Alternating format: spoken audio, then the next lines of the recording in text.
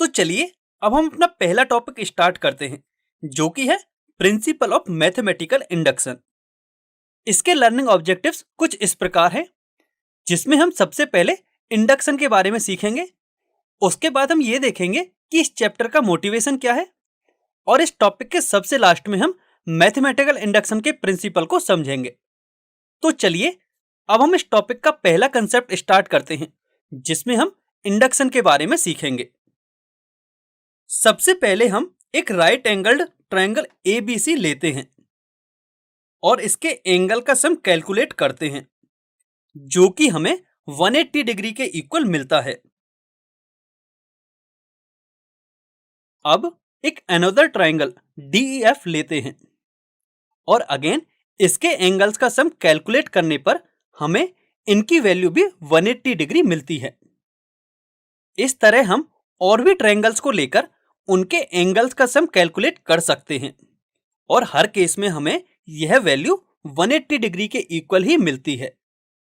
मतलब हम इससे यह कंक्लूड कर सकते हैं कि sum of all the angles of a triangle is equal to 180 degree.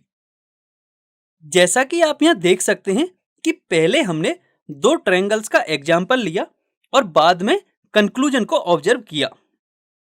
यह डिडक्टिव रीजनिंग मेथड कहलाता है, जो कि आप पहले भी थोड़ा बहुत जान चुके हैं। आइए अब हम आगे बढ़ते हैं। अब हम इंडक्टिव रीजनिंग मेथड को सीखेंगे।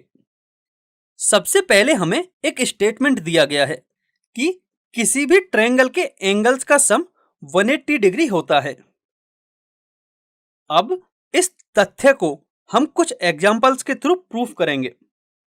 हम दो ट्रायंगल्स लेते हैं, triangle ABC and triangle DEF। Triangle ABC के तीनों एंगल्स का सम कैलकुलेट करने पर हमें इसकी वैल्यू 180 डिग्री मिलती है, और ट्रायंगल DEF के भी सभी एंगल्स का सम हमें 180 डिग्री के इक्वल ही प्राप्त होता है। अर्थात जो हमारा दिया गया स्टेटमेंट है वह ट्रू है। इसे हम इंडक्टिव रीजनिंग मेथड कहते हैं। यहां हमने एक पर्टिकुलर स्टेटमेंट लिया और उसे अलग अलग ट्रायंगल्स के लिए जनरलाइज्ड कर दिया। तो बच्चों, आप डिडक्टिव और इंडक्टिव के कंसेप्ट को अच्छी तरह से समझ गए होंगे। आइए इन दोनों कंसेप्ट्स को हम डायग्राम के थ्रू अच्छे से समझने की कोशिश करते हैं।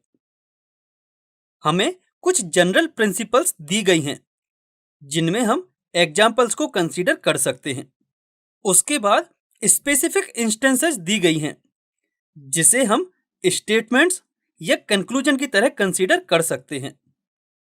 अगर हम जनरल प्रिंसिपल से स्पेसिफिक इंस्टेंसेस की तरफ मूव करते हैं, तो यह मेथड डिडक्टिव कहलाता है, और जब हम स्पेसिफिक से जनरल की तरफ मूव करते हैं, तब यह मेथड इंडक्टिव कहलाता है, जिसे हम इस चैप्टर में कंटिन्यू करने वाले हैं।